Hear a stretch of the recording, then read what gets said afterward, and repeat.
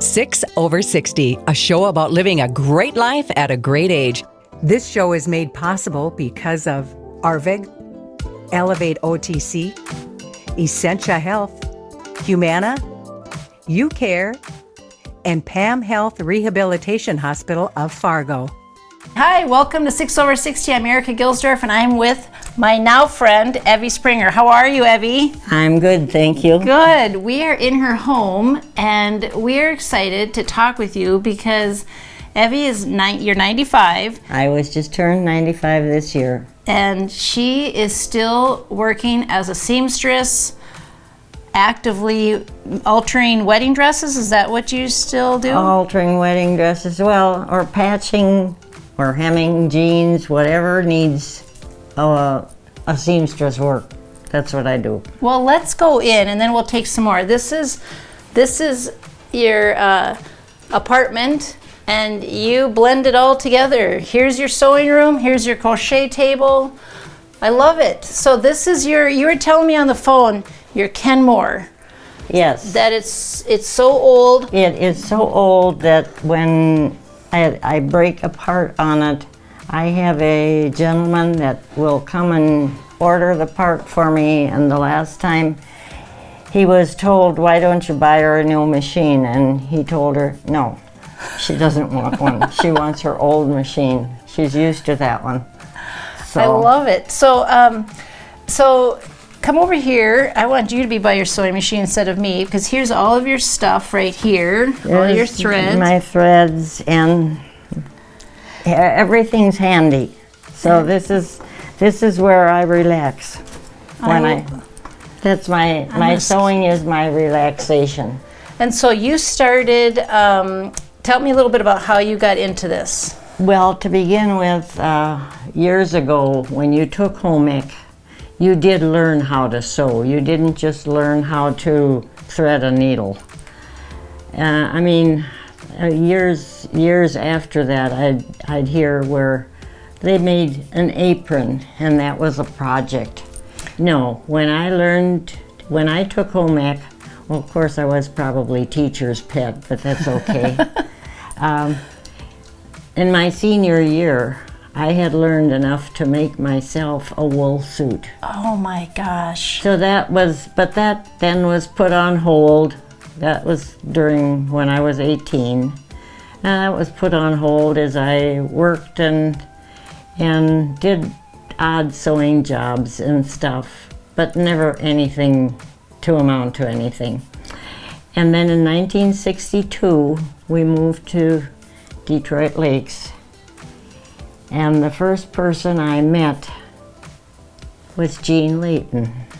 And how's that for a coincidence? And here we are, Layton Media, doing an interview with you. I know. And we got to be close friends, and she's the one really that started me in my business, because I did some sewing for her, and she made sure to tell all of her friends where to go to have something done. And at that point, it wasn't so much altering, it was making from scratch. Wow. So, and I was thinking back the other day, and I was thinking, we used to count the pattern pieces of the garment we were going to make, and we would charge like so much per pattern piece. So maybe if a dress had 5 pieces, you made it for $10. Oh my gosh. I mean, $10. Oh, I was rich. And through the years you've made wedding dresses, a lot of wedding dresses. Yes, and I had 3 daughters, so I also had to do their whole weddings. Oh. That's the beauty of my work, is that if you're satisfied, tell others. If you aren't, tell me, and we'll make it right. Wow. But the first wedding dress I ever did was for a nurse at the hospital. Her name was Loretta Walsh, and I ran into her a few years ago, and first thing she said to me was, "You made my wedding dress." And I'm sorry now that I did not take pictures of the wedding dresses I did. I of course have pictures of my own children that I did their weddings, but I never took any pictures. I didn't have time. Oh my gosh. And now you're doing alterations. Now I just do alterations and whatever you want altered. Hem a pair of pants or put a patch on the sleeve or whatever.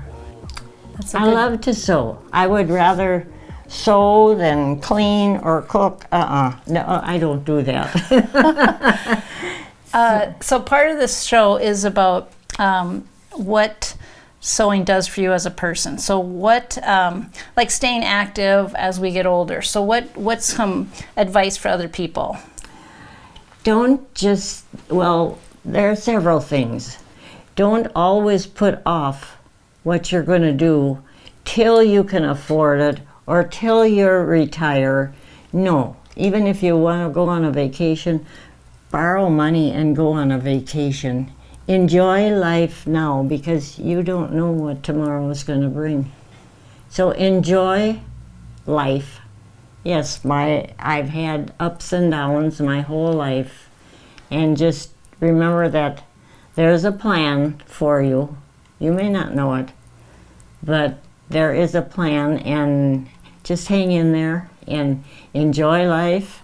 Do what you can, and don't when you do retire, don't just sit back and say, well, no, I'm 65, my life is over. No, it isn't over. Actually, my second life started when I retired from the bank after 20 years. I turned into a nanny for 2 of my grandkids. Oh, nice. So I would say they kept me young. Yeah. Enjoy those little ones because they are a treasure. And you've kept sewing and interacting with everybody in the community, with clients and customers and church. I used to do a lot of volunteering at church, and like I say, meeting people and just enjoying life. I love that. That's good advice we all need. And we didn't get to your crocheting, which is beautiful. You sew, you crochet, you do everything, Evy. And I love to travel. And you're still helping out the community, Evy. I hear you made the Oktoberfest dresses. Yes, I did. Thanks to Patty LaBar.